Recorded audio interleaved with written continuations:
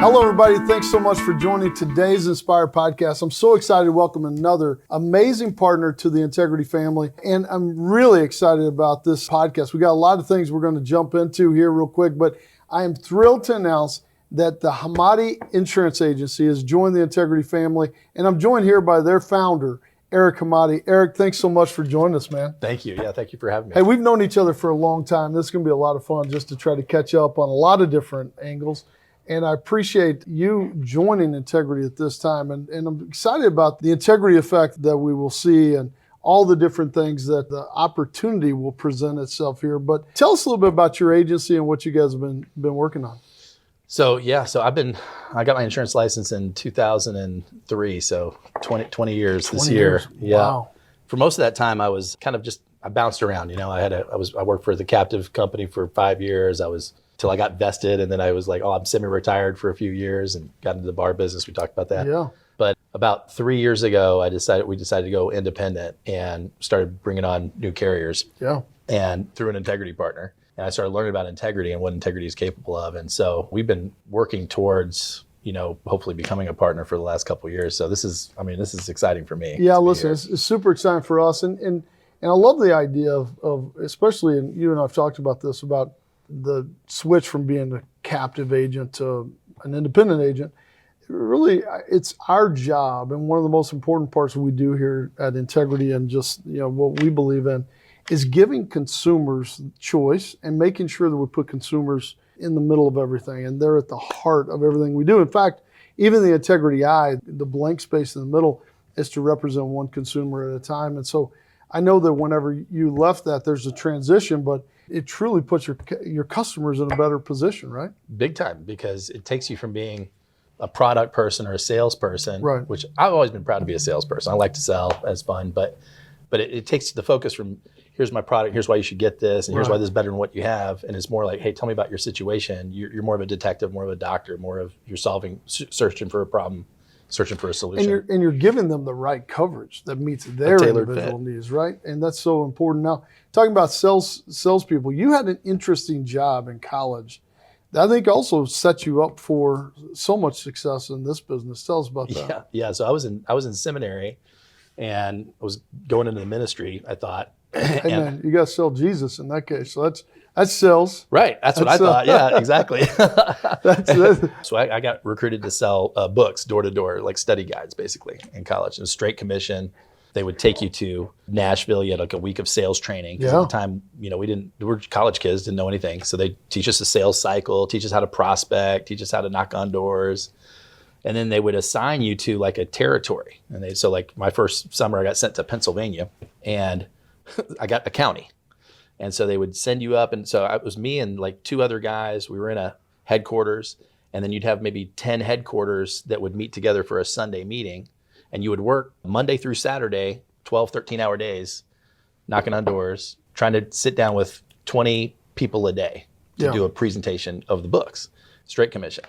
And I had a friend who had made so much money the summer before that, I didn't even believe it, how much money he made. So I was like, well, if he can do it, I could do it. So I signed up to go do it. And I did that for 4 years. And I just had a blast. I love meeting people. I love, it put me in like a ton of kitchen tables and a ton of homes and just like meeting people, getting to know people. But so many adventures from that too, obviously. So I know which group you're talking about. And I know that group really well. And look, it's what you're talking about there is an incredible sales training, right? In fact, if it's what I'm thinking, one of the first things they tell you to do is you got to find a place to live, right? That's right. So one of the first sales you've got to make, think about this, you got to get there. So you leave Nashville, you got to get to Pennsylvania. A lot of those guys and gals will hitchhike, even to, maybe not today, but in the old days. In the old days they would, yeah. And then the first thing you got to do is find somebody who will let you stay with them. What's crazy, now, Brian? That is sales, bro. So what's crazy is like I had never lived I came from a real conservative family. Like, we were sheltered. I was homeschooled. So to me, this is a big adventure, right? And so I had asked them like, hey, so I just want to be with guys that are experienced, that where I don't have to worry about this finding a place to live thing, and they got it all handled. They're like, yeah, we're gonna take care of you. And so they had a whole session on how to find a place to live in sales school, which I basically ignored. I didn't have to deal with that. Well, then I come to find out the night before I left, they're like, hey, we got bad news. The guys that we're sending you with, they still haven't found a place to live. And they've been living in a hotel for the last week. And so you're going to be responsible for finding them a place to live. And I'm like, I skipped the whole class. Like, what do I do? But it was, you would go to different churches. You'd visit with pastors and churches, and a couple of them would let you speak. And so we found it. We found a place. No problem. What's amazing is the number of governors that have gone through that training, the number of senators.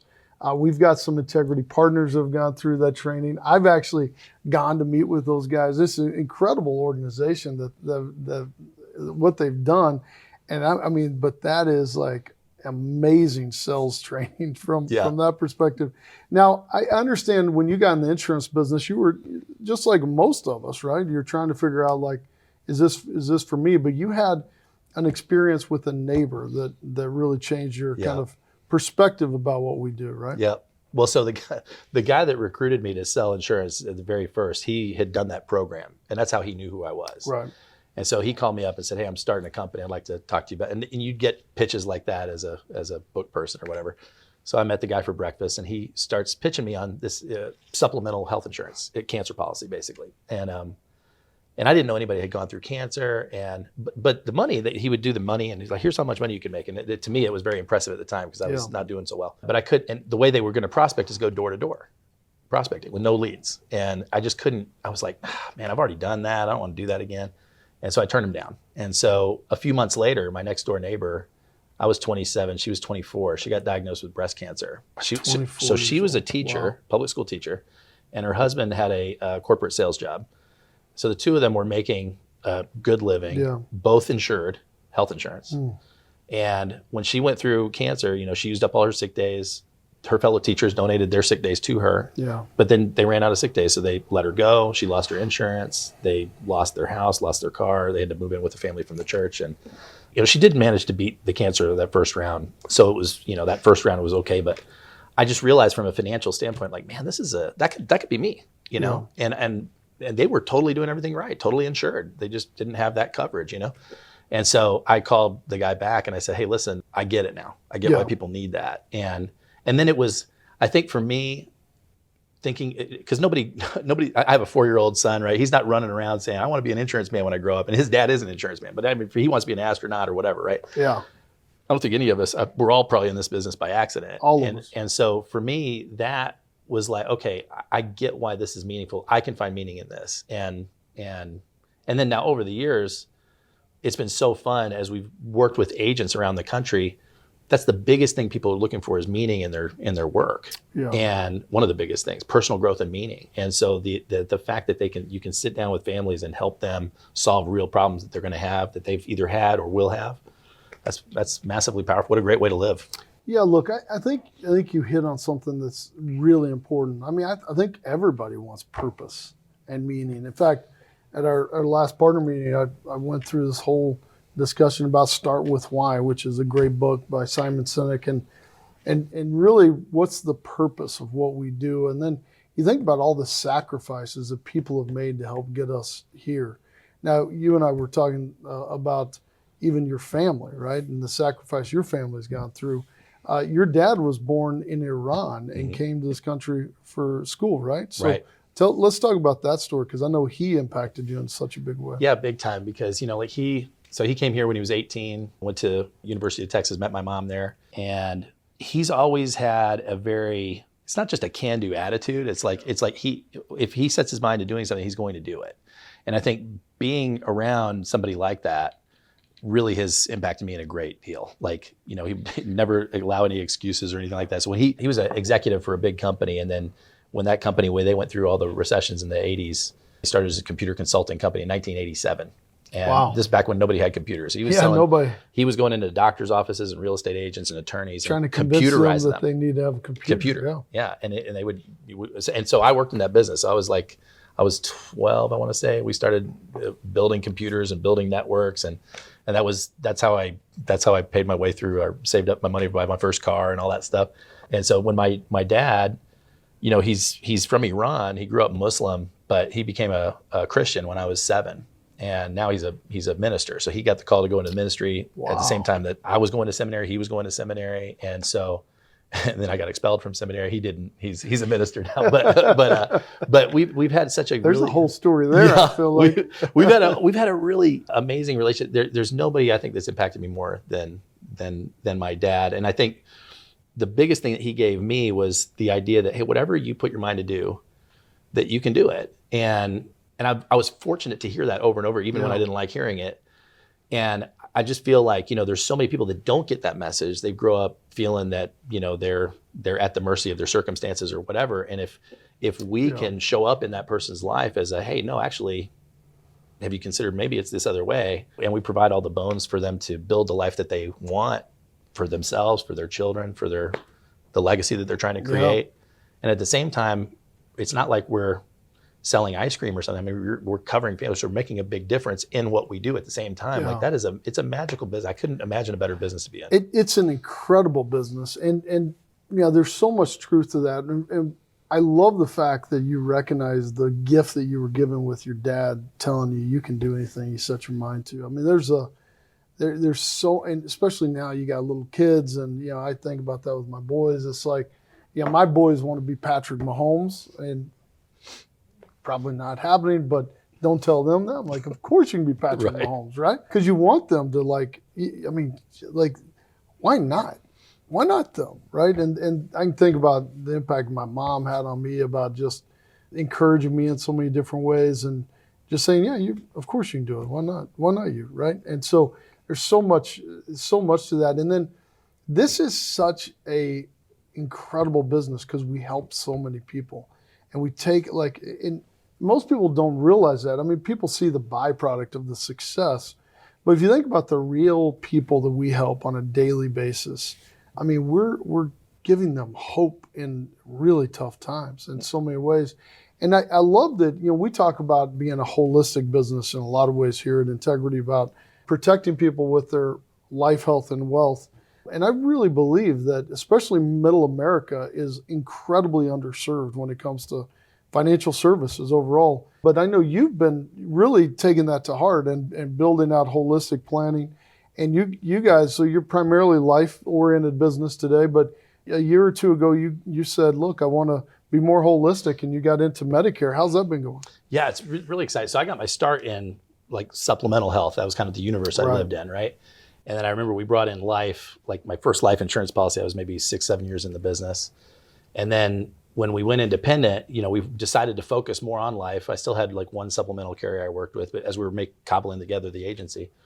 But once I kind of got familiar with Integrity and how Integrity works, and thankfully I was able to be working with an Integrity partner before I became an Integrity partner.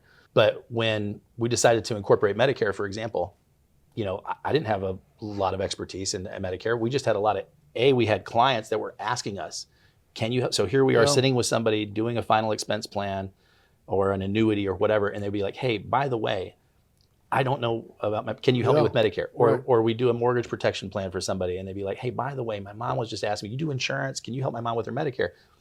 Nope, have no idea, have no clue, right? And we would farm it out. We had partners we'd refer to, but I was like, man, we should bring that business in-house. We should empower our agents to be able to say yes to that conversation.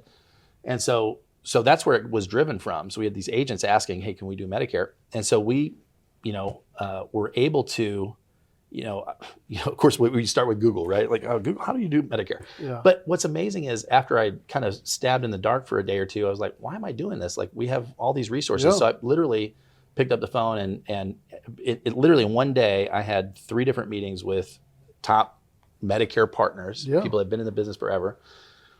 I got invited to one of your Medicare partners, been around since the 80s. They invited me, hey, come to our office and we'll show, literally they lifted the hood. They showed me their products, their comp plan, their offices, their scripts, everything.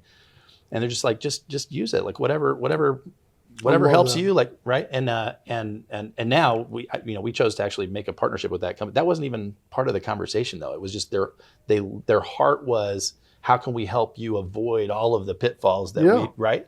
Yeah. And because at the end of the day, it's about it. We have a certain amount of agents. The market is demanding help, pleading for help for agents. And so the Integrity heart of just how do we empower as many agents as we can to go out and help these people? Well, it comes back to that point that we talked about earlier. It's all about the consumer, right? And it's all about how do we help get them the best products and services and do that in a holistic way and meet them wherever they want to be met, whether that's online, over the phone, or in person.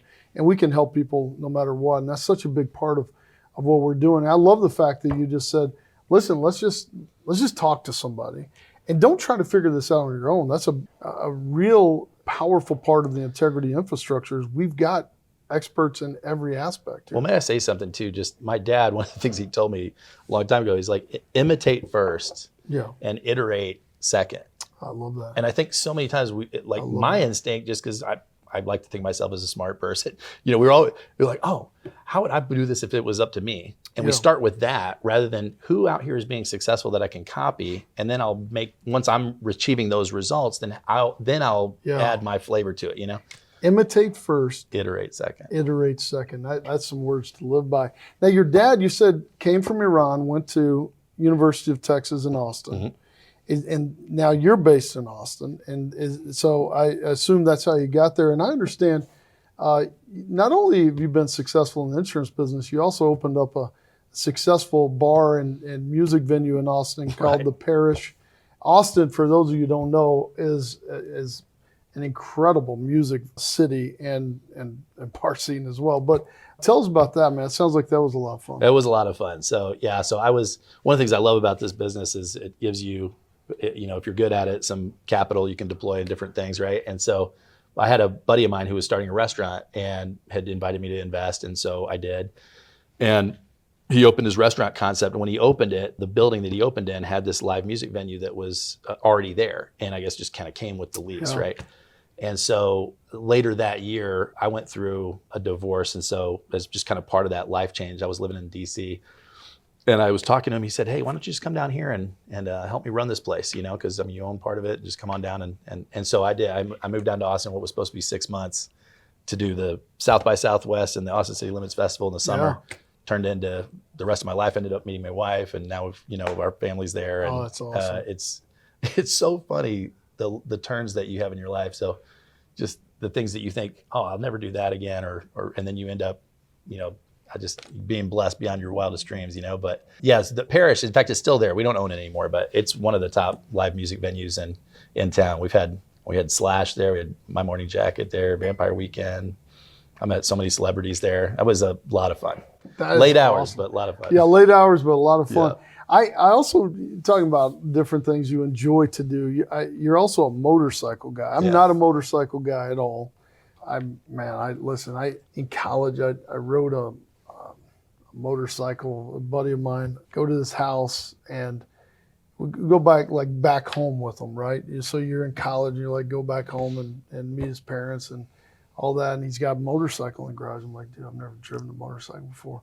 And I wrecked that thing, got a concussion, ripped, my face was all scratched up. He's on the back of it. He's thrown over me. He's a successful attorney here in town now, so I'm glad he hadn't sued me yet. Yeah. But it was funny. It was funny. We ended up having to get in somebody's back of their pickup to drive us back to their house.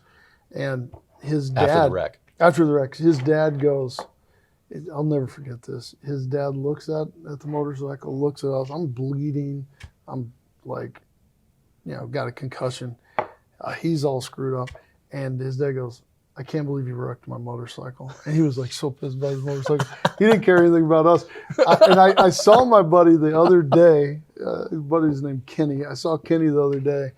And the first thing I asked him, I said, is your dad still upset about me wrecking your motorcycle? And he's like, for sure. Yeah, I don't think my dad ever wants to see it. I don't think I've ever seen his dad since then. But so that was my motorcycle story. After that, I was like, I'm never getting on a motorcycle. Tell us about your passion. Because you've ridden coast to coast. Yeah. Have you ever wrecked one?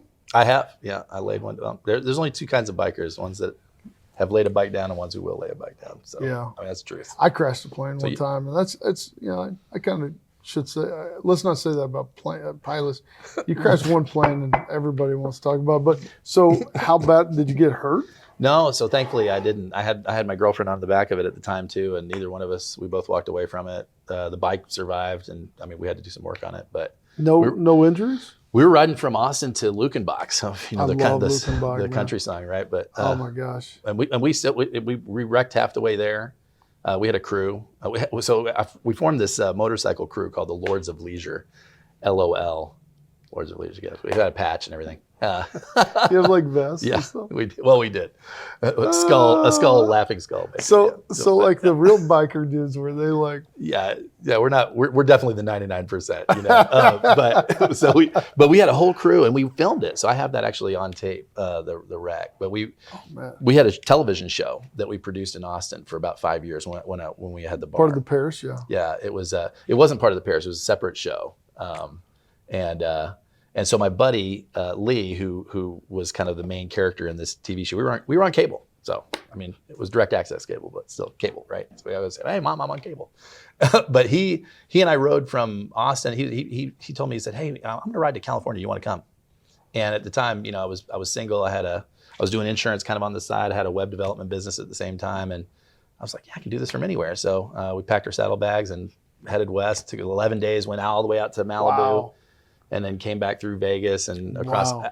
I love biking. I mean, the ride, the solitariness of it, even when you're with somebody or by yourself, and so as a result, like you just kind of, like that narrative that's in your head that a lot of times we don't pay attention to. I mean, it's loud and clear, and you can but you get amazing amounts of clarity, on the bike. They say that there's rarely any motorcycles in front of a psychiatrist's office. Because it's my therapy. So I love riding. That's awesome, man. Well, I like the idea of it. It's kind of like smoking a cigar. I'm not a cigar guy, but I like the idea of it, but I just don't know if I could do it. But that's hey, it's not for everybody. But listen, I think that would be amazing to ride through the the canyons the Rocky Mountains, the canyons by the beach. Like that does sound. Yeah. Maybe in my next life, I'm gonna have to get some lessons. I think I'm gonna have to. I don't know. My wife might kill me. So I had to wait till I was divorced, my first wife, before I could get one. So is that what happened? Yeah. You got divorced. And you're like, she wouldn't let me have one. So I had a list of things. When I'm out of here, this is what's going to happen. And you just start taking number one, check. Yeah. I'm gonna buy a bar, check. Yeah. I'm gonna get a motorcycle, check. Yep. Let's start a TV show, check. That's pretty much the way it was. Well, man, we are so excited to have you part of the Integrity family. We've been talking about this for a long time. What are you most excited about? The biggest thing I'm excited about, to me, and they were asking me this earlier, but I have friends all the time that say, man, if I could have gotten in the insurance business 20 years ago, like you did, like that, this would have changed my life. And I said, dude, if I could trade and be 27 again today, I would start again today. Like this is the best time in the world to be in this business. All the advances, right? But if you look at, I had web development business for a while, grew up with technology. Insurance has always historically lagged behind technologically with every other industry segment.